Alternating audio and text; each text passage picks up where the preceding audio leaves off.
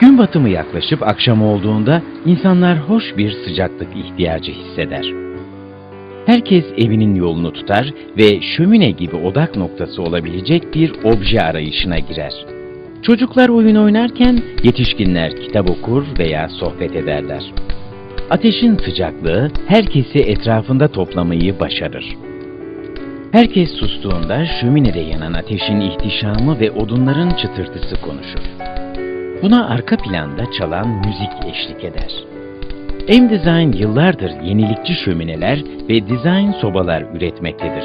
Şömine üreticisi olarak hedefimiz, sürekli kendini ve ürünlerini geliştiren bir firma olmaktır. Bu hedefimize her geçen gün bayilerimiz, müşterilerimiz ve mimarlarla işbirliği içerisinde yaklaşmaktayız. Aynı zamanda üniversitelerle işbirliği içerisinde ürünlerimiz sürekli test edilmekte ve geliştirilmektedir. 2 yıla yakın süren bir geliştirme süreci sonunda M-Design, gaz alanında tamamıyla bir yeniliğe imza attı.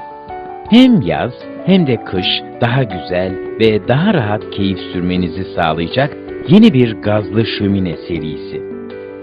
Şömine tasarım özelliklerimizin temeli sadeliği ve öze, yani ateşe doğru ulaşmaya çalışırken yalın ve estetik tamamlanışıdır.